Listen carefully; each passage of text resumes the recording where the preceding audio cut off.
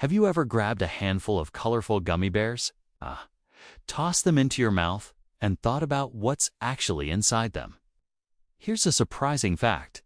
Those chewy, fruity candies that so many of us love are made using gelatin, and gelatin comes from animal bones and skin.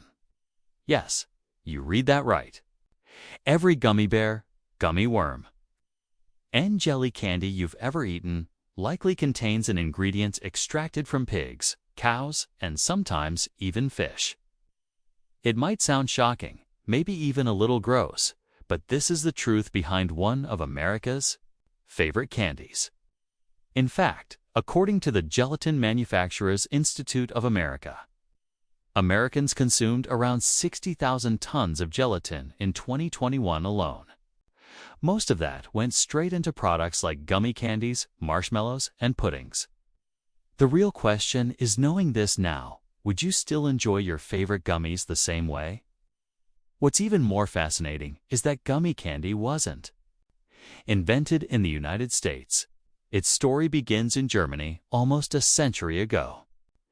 Back in the 1920s, a German candy maker named Hans Riegel created what we now know as the Haribo gummy bear. From a small workshop in Bonn, he transformed a simple idea into a global sensation. These chewy little treats quickly gained popularity across Europe and, by the 1980s, finally made their official debut in the US market. Today, gummies are everywhere.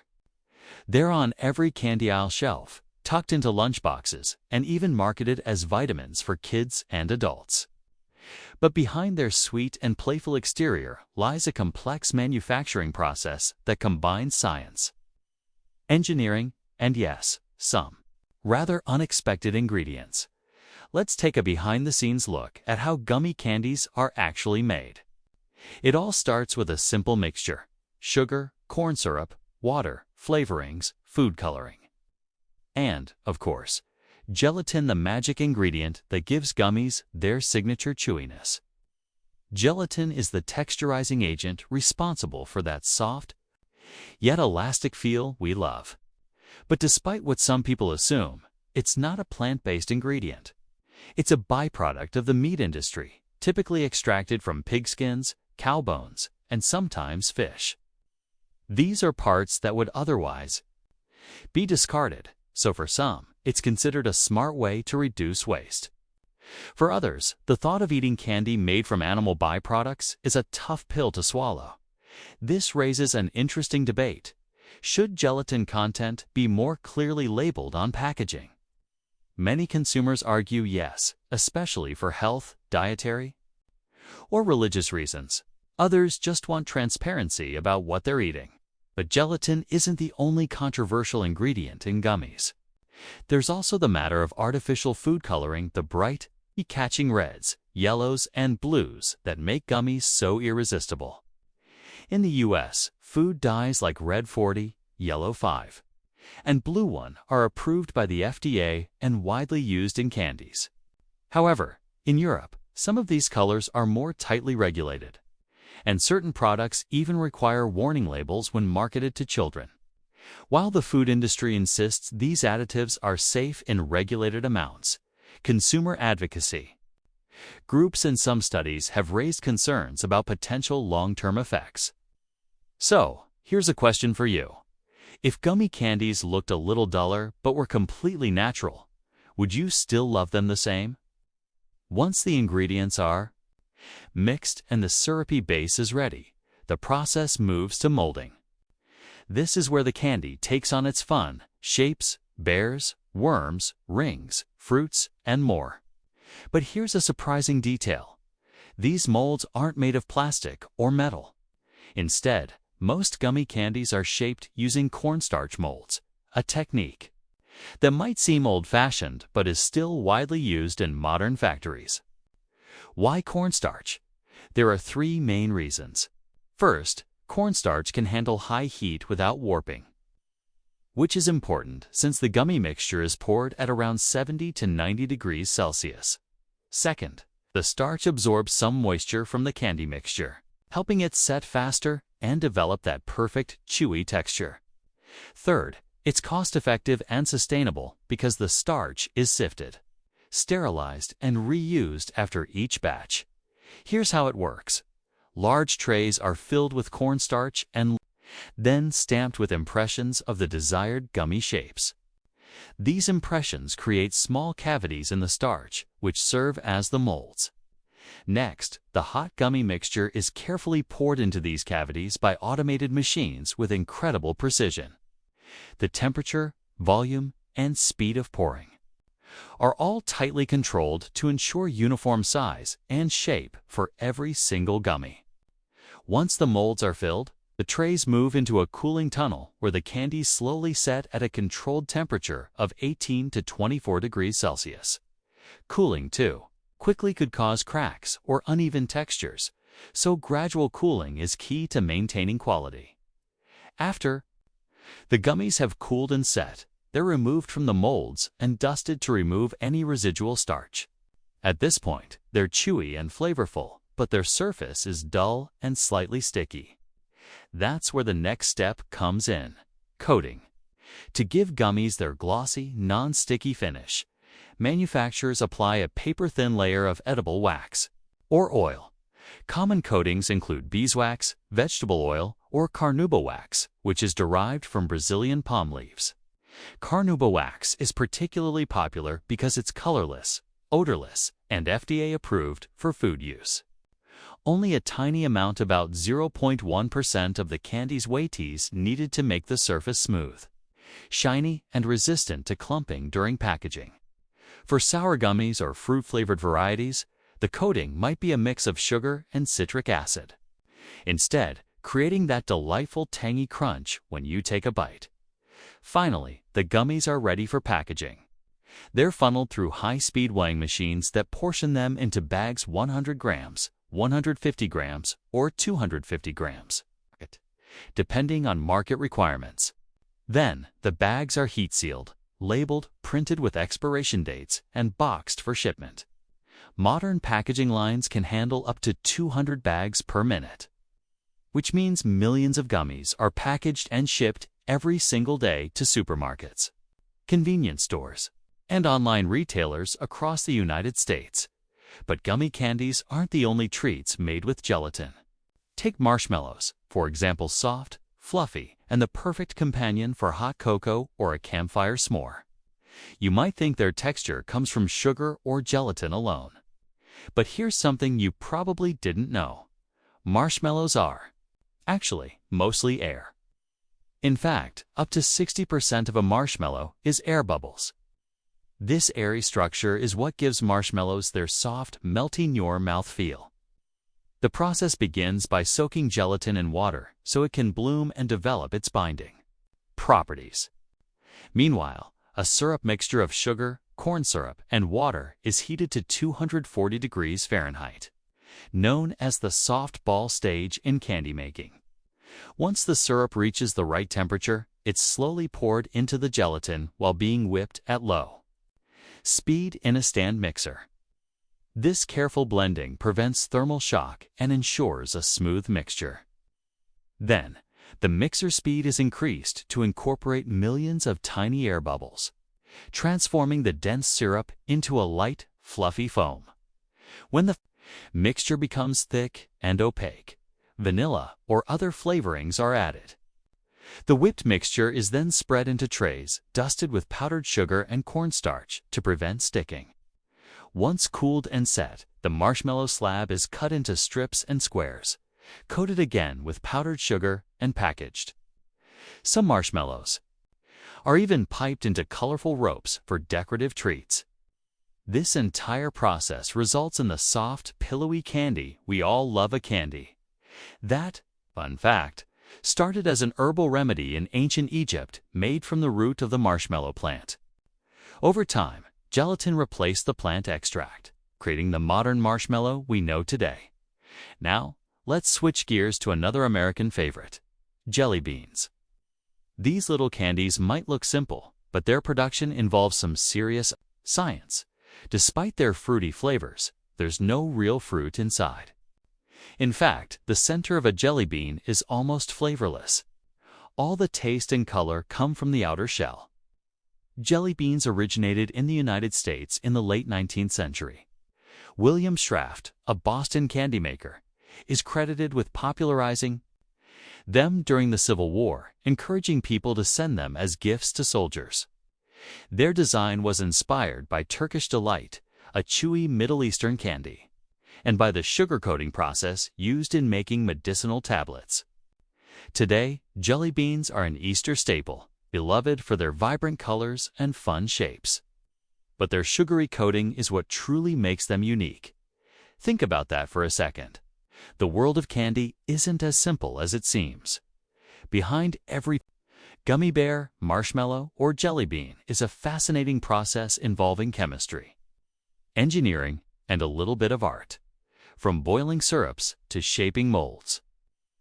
From whipping air into marshmallows to polishing gummies with palm wax, every step is carefully designed to create the perfect sweet treat.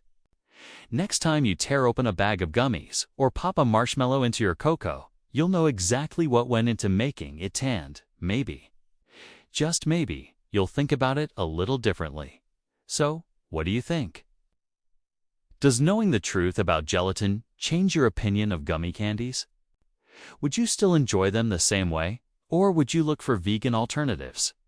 One thing's for sure, whether you love them or leave them, these candies aren't going away anytime soon. The U.S. candy market is worth billions, and gummy bears, marshmallows, and jelly beans are here to stay in my bones, air bubbles and all. Have you ever wondered what really goes into making your favorite colorful candies? The ones you grab by the handful during holidays or sneak from the candy jar? Behind every shiny jelly bean and perfectly sweet candied fruit, there's an incredible process that takes days, sometimes weeks, of careful work. This isn't just about sugar and flavor. It's about precision, science, and a little bit of magic that turns simple ingredients into something irresistible. Today, we're taking you inside the candy factory to uncover how jelly beans get that glossy, crunchy shell and why candied fruit still sparks debates.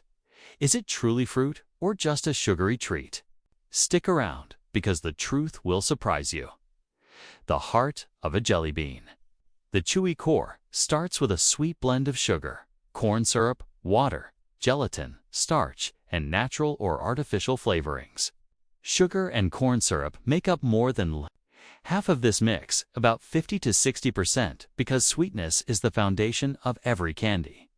But it's not just about taste.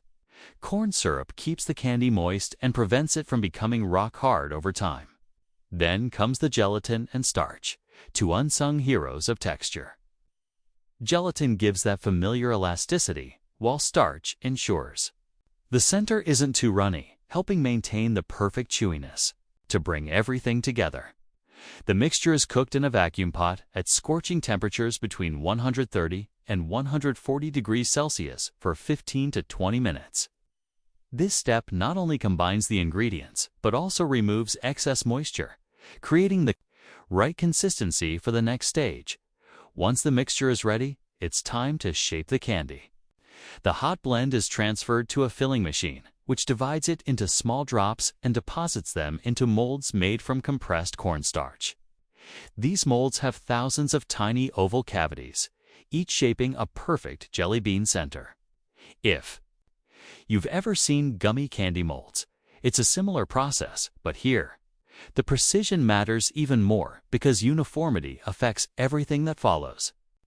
After pouring, these candy centers can't be rushed. They're left to cool and set naturally for 24 to 48 hours. During this time, the gelatin and starch firm up, creating that soft yet firm bite you expect from a jelly bean. Meanwhile, the cornstarch works its magic too, absorbing excess moisture and preventing the centers from sticking together. Once the cores are ready, they're gently removed from the molds and sent to the next stage, the first sugar coating. This initial layer is thin, colorless, and doesn't add much to the flavor, but it's a crucial anti-stick barrier. Without it, the centers would clump together during the next steps. After this, the real art begins: the panning process. The candies are loaded into a large stainless steel drum that rotates slowly. Inside, technicians add syrup mixed with coloring and flavoring in thin layers. Each layer must dry completely before the next is applied, and this isn't a quick job. It's repeated 20 to 30 times, building a hard, glossy shell that doesn't crack. The entire process can take 4 to 6 days, depending on the type of jelly bean.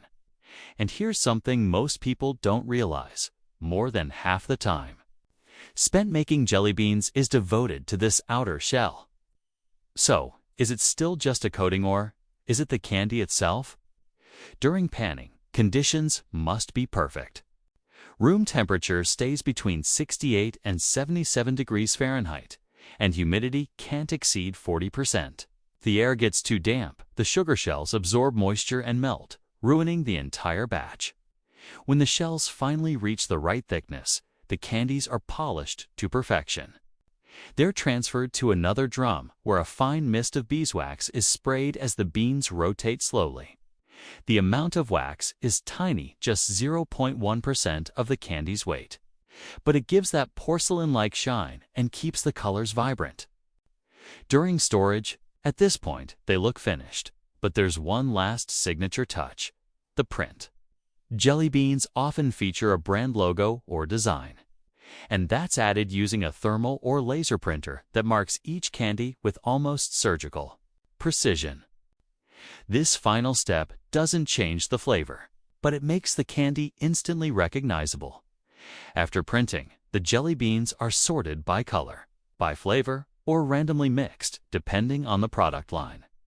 Then they're portioned into bags: 100 grams, 250 grams, or even 400 grams with high-speed machines. That can pack up to 100,000 beans an hour. Each bag is labeled with batch codes and expiry dates before being shipped off, ready to fill Easter baskets, Halloween buckets, and Christmas stockings across the country. So the next time you grab a handful of jelly beans, remember, what looks simple is actually the result of days of careful work. But what about candied fruit, the treat that has been around for centuries? It's sweet, colorful, and chewy. But here's the big question: is it still fruit? After all, by the time the process is finished, most of the vitamins, fiber, and water are gone. All that's left is sweetness and shape. The journey from fresh fruit to candy delight takes at least 10 days, and it all begins with a practice that dates back over 1,000 years. In the 9th century, Arab confectioners discovered that honey and sugar could preserve fruits for months, even years, making them a prized delicacy. The technique spread across Europe during the Middle Ages, eventually becoming a status symbol at aristocratic banquets in France and Italy. By the 17th century, the small French town of Apt had become the world capital of candied fruit, title it still holds today. Though much of the industry has shifted to large-scale factories. Modern candied fruit starts with selecting the right produce. Fruits with firm flesh and slightly tart flavors work best.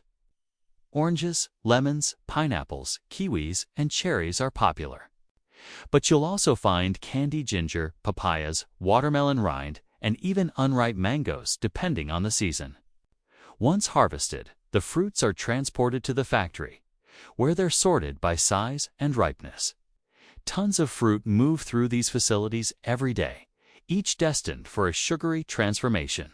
Before the sweet magic happens, the fruits need to be spotless. They're dumped into massive water tanks and blasted with jets at pressures of up to 150 psi. This removes dirt, dust, and natural oils, stripping away up to 95% of surface impurities. Next comes trimming and slicing. Larger fruits like pineapples and mangoes are peeled cored, cut into uniform pieces, usually 5 to 8 millimeters thick. The slices can't be too thin, or they'll fall apart during soaking. Too thick, and the sugar won't penetrate evenly. Citrus peels, like orange and grapefruit, go through a quick boil to remove bitterness. They're then cooled and drained before moving on to soft boiling, a crucial step.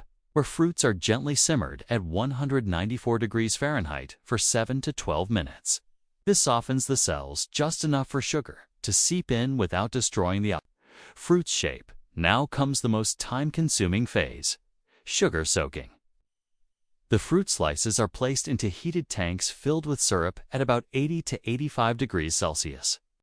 At first, the syrup concentration is only 30%, but over the next several days, it gradually increases to 40, then 50, then 70, or even 75%. Each day, the old syrup is drained, filtered, and replaced with a stronger batch. Reverse osmosis process slowly pushes water out of the fruit and replaces it with sugar, giving candied fruit its chewy texture and long shelf life. Patience is key here. Rushing would cause crystallization and ruin the glossy finish. After 5 to 10 days of soaking and resting, the fruit is finally sweet enough. It's drained, spread on trays, and sent into drying chambers where hot air circulates at 122 to 140 degrees Fahrenheit for 8 to 12 hours. The goal is a final moisture level below 15%, not too dry, not too sticky. Once dry, the slices tumble in a mixing drum where a fine dusting of powdered sugar or glucose keeps them from clumping together. Then it's time for packaging. Each bag is sealed, labeled, and stored in climate-controlled warehouses until it ships to stores. The result? A glossy, jewel-toned snack that looks like fruit but tastes like pure candy. And yet, despite losing most of its natural nutrients, candied fruit is still considered a form of preservation, a technique that has stood the test of time. So, is it fruit or candy? Maybe it's both. What do you think? From the crunchy shell of a jelly bean to the syrup-soaked sweetness of candied fruit, one thing is clear: candy making is far more complex than it looks. Behind every bite is a story of tradition, technology, and craftsmanship. So the next time you pop a jelly bean in your mouth or savor a piece of candied pineapple, remember it's not just sugar. It's science, history, and a little bit of joy. Which one would you choose? Chewy gummies, fluffy marshmallows, glossy jelly beans, or candied fruit with a touch of nostalgia? Drop your answer in the comments, and if you love learning about the fascinating world of food production, hit that subscribe button.